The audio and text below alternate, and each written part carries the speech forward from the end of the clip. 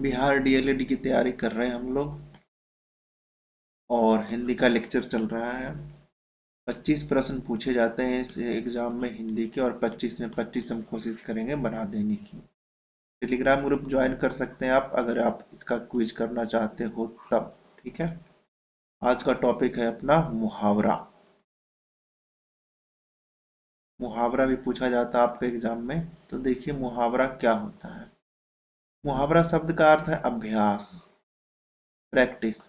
लेकिन विशेष अर्थ में मुहावरा उसे कहते हैं जो साधारण अर्थ के स्थान पर एक विशेष अलौकिक अर्थ को प्रकट करे। ठीक है।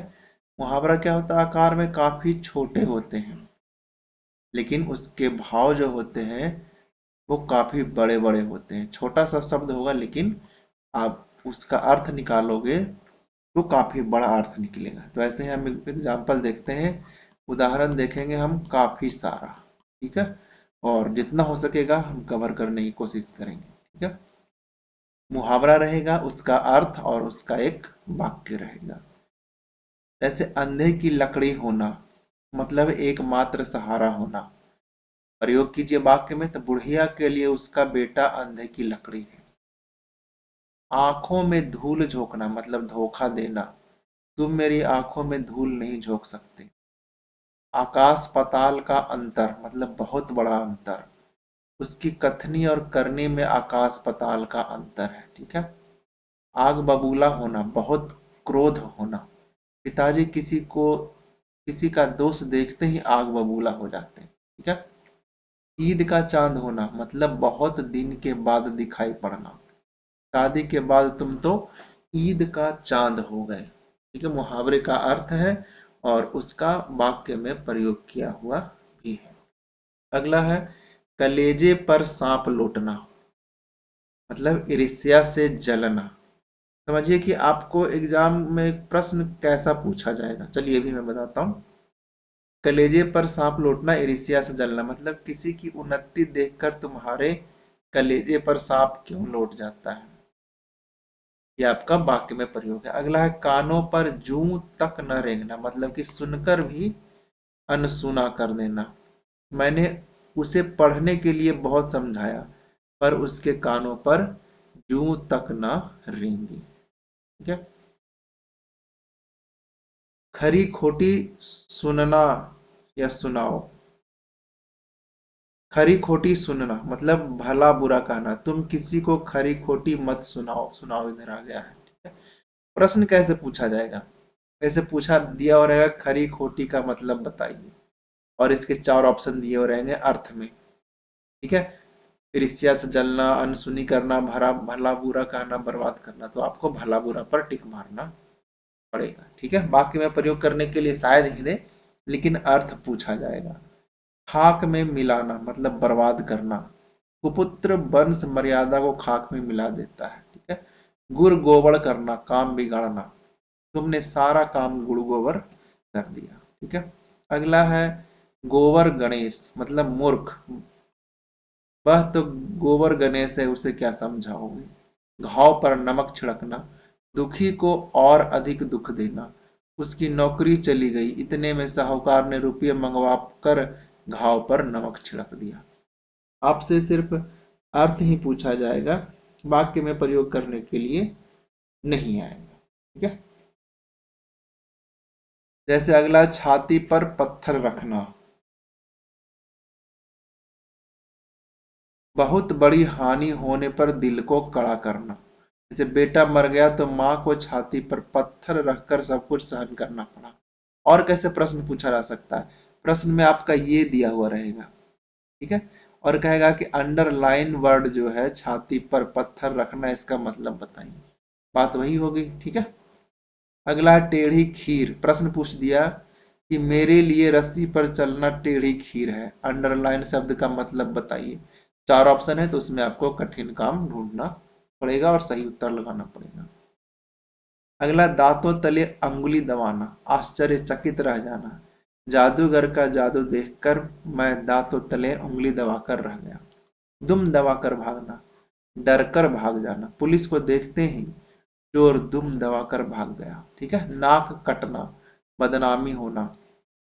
ऐसा कुछ न करो जिससे परिवार की नाक कट जाए। ठीक है, मान लीजिए प्रश्न पूछ लिया कि बेटे ने चोरी की तो पिताजी पानी पानी हो गए, तो पानी पानी होना इसे अंडरलाइन किया हुआ रहेगा और पूछेगा कि इसका अर्थ बताइए। तो पानी पानी होना मतलब लज्जित होना। फूला न समाना, अत्यधिक प्रसन्न होना, बच्चे खिलौने देखकर फूले न समाये। अगला है बीड़ा उठाना, मतलब जिम्मेदारी लेना, मैं इस काम का बीड़ा उठाता हूँ। लकीर का फकीर होना मतलब पुरानी प्रथा पर चलना, जो लकीर के फकीर होते हैं वे नई बात स्वीकार नहीं करते। लोहा मानना मतलब अधीनता स्वीकार करना, हार जाना। महाराणा प्रताप ने अकबर का लोहा नहीं माना। श्री गणेश करना, आरंभ करना, मैं आज इस काम का श्री गणेश करूंगा। हाथ धो बैठना मतलब खो देना, ईमानदारी से काम करो नहीं तो नौकरी से हाथ धो बैठोगे। ठीक है? और भी कई सारे एग्जाम्पल है, मैं एक जगह ले लिया हूं सभी को। जैसे घुट्टी में पड़ना, बचपन से स्वभाव बन जाना, जो बचपन की आदतें होती है उसे हम कहते हैं घुट्टी में पड़ जाना। बदमाशी तो उसकी घुट्टी में पड़ गई है, वह कैसे सुधरेगा। घर करना मतलब मन में बैठ जाना, उसकी बात मेरे मन में घर कर गई।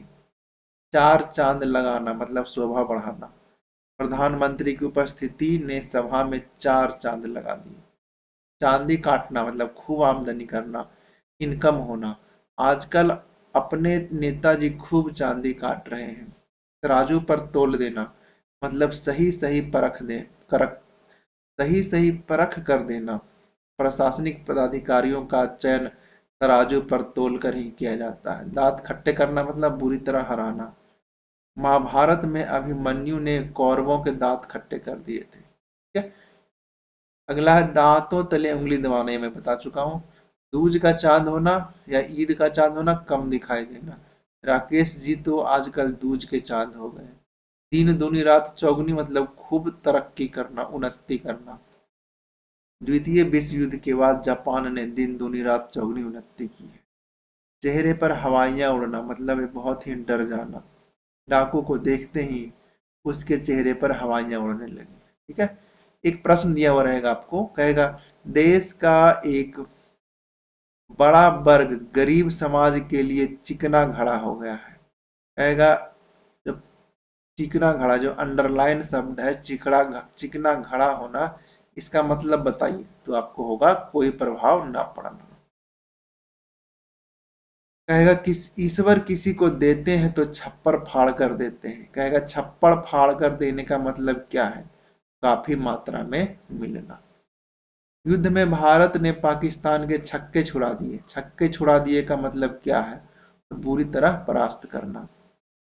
रुपये मांगकर जले पर नमक मत छिड़को। जले पर नमक छिड़कना मतलब दुखी को और दुखी करना। विपक्ष के नेता आजकल प्रधानमंत्री को खूब जली कटी सुनाते हैं। जली कटी सुनाना मतलब भला बुरा कहना। जी जलाना मतलब सताना। राम ने चिढ़कर मोहन से कहा जी मत जलाओ, यह काम मैं स्वयं ही कर लूंगा। टन बोलना मतलब मर जाना, कहता ना टन बोल गया। अनेक बीमार बूढ़े इस कोरोना महामारी में टन बोल गए।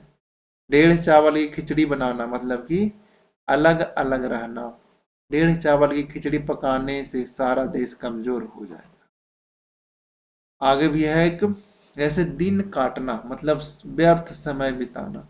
किरानियों को समझना चाहिए कि उन्हें दिन काटने के लिए नहीं, काम करने के लिए तनख्वाह मिलती है।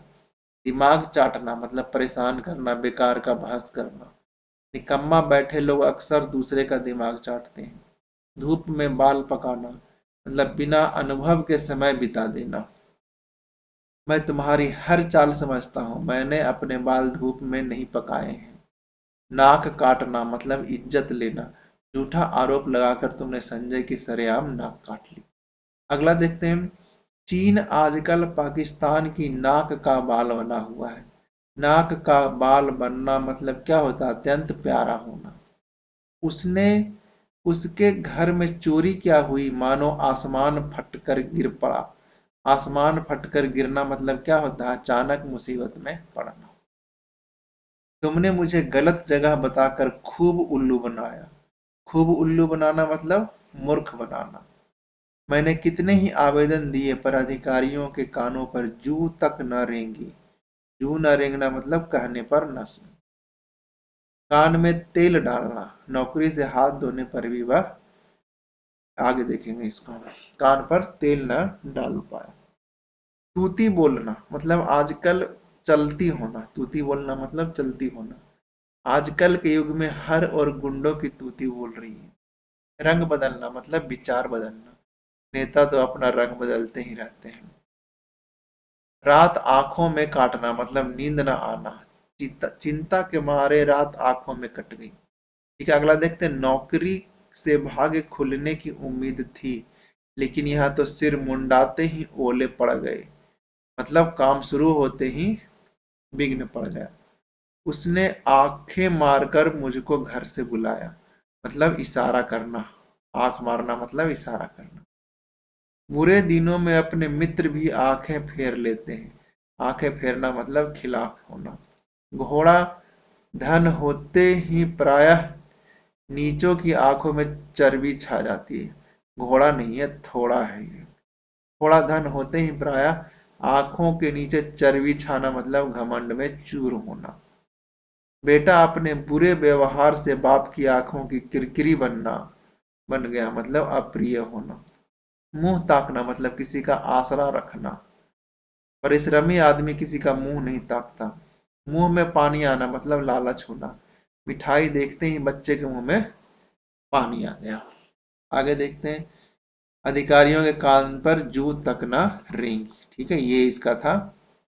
कान पर जू न रेंगना, नौकरी से हाथ धोने पर भी बेअधिकारियों के कानों पर जू तक न रेंगी। अगला, कान में तेल डालना मतलब निश्चिंत होना।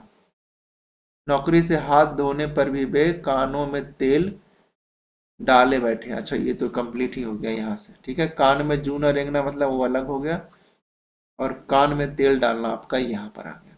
अगला, कलेजा ठंडा पड़ना मतलब संतुष्ट होना। किसी को सताकर आपका कलेजा ठंडा होता है क्या?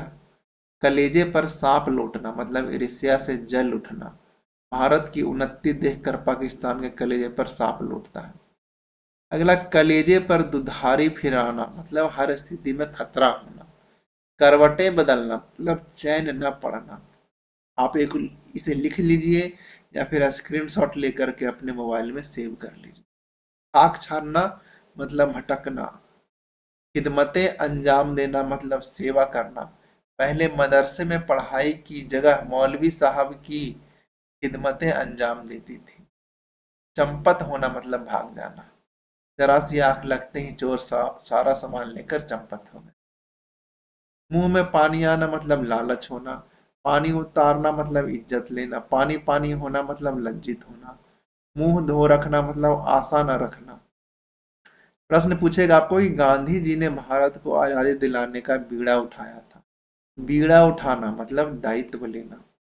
चीन को भी पाकिस्तान की तरह भारत से लड़ाई में मुंह की खानी पड़ी। मुंह का खाना मतलब हार जाना। सिर उठाना मतलब विरोध में खड़ा होना। सफेद झूठ बोलना मतलब बिल्कुल झूठ। श्री गणेश करना मतलब आरंभ करना। कैसा लगा आपको ये लेक्चर? कमेंट बॉक्स में बताइए, और लाइक सब्सक्राइब जरूर कर दीजिए, और ये टेलीग्राम चैनल ज्वाइन करना ना भूलिए। क्विज आपका इसी टेलीग्राम चैनल पर होगा। ठीक है, चलिए मिलते हैं अगले लेक्चर में। Thank you.